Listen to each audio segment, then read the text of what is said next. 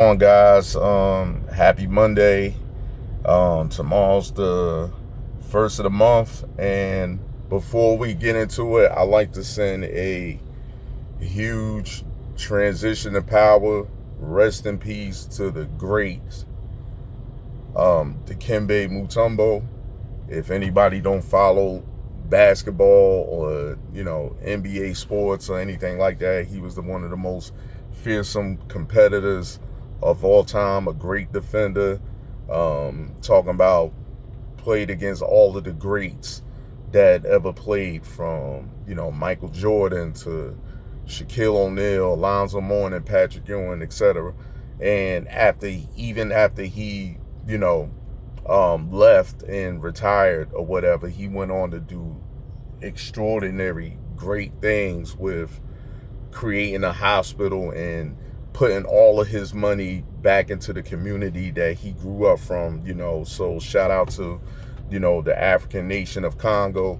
And I know this is a sting to the people and everything, because he was definitely a central part of the community. So that's the way that he lived his life, even though at the short age of 58 years old, he made a mark on what he left behind, and that's what we should be inspiring to be like.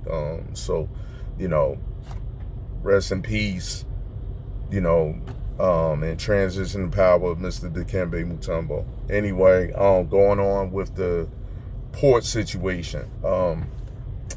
If this doesn't alarm you, then I don't know what else will. And if you think that politics does not have nothing to do with this, and you don't care about who's running for president and everything, then I mean that's totally ignorant. So with this port situation, I live near a port city. I grew up in a port city, talking about Elizabeth, New Jersey, where you got Port Newark, Port Elizabeth, Jersey City. Then right across the pond, you got Red Hook, New York, and Brooklyn, and all across the eastern seaboard, from the Port of Philadelphia to Wilmington, Delaware, to Baltimore, all across the I-95, wherever the port of entry is at. And you talk about, you can't even count how many products that come up off of that cargo ship, from not just from the big box stores that go into places like, you talking about Walmart, Target,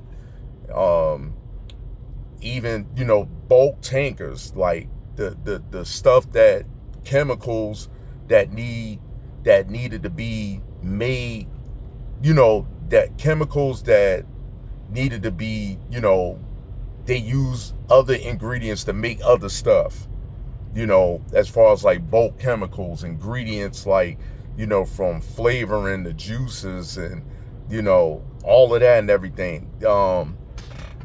This is catastrophic, man. This is real catastrophic. So, even for a day, on how that would be devastating to everything that we do over here. What if one of the materials that needed to be made to make a product is the matter of life or death? So I think that, like, listen, you got to be informed, and I don't care whether you are independent, you could be independent, but for the sake of the nation, with what we're dealing with right now, that you have to give a damn. Like we can't go on living like this anymore. From our industry took a huge hit.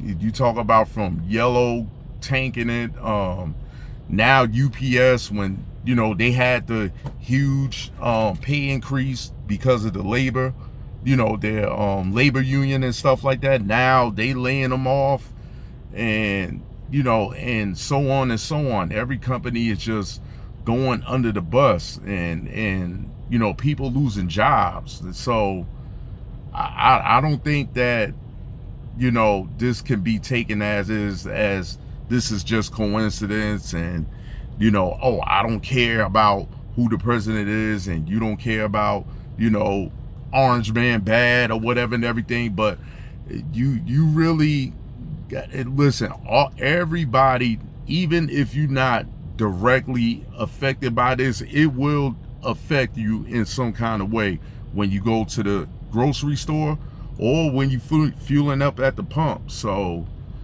I hope they come to a deal sooner or later or whatever, or this doesn't go down for far too long. But if it is, man, you know, welcome to the Hunger Games, and this is the world that we living in right now. Like, this is scary times, man.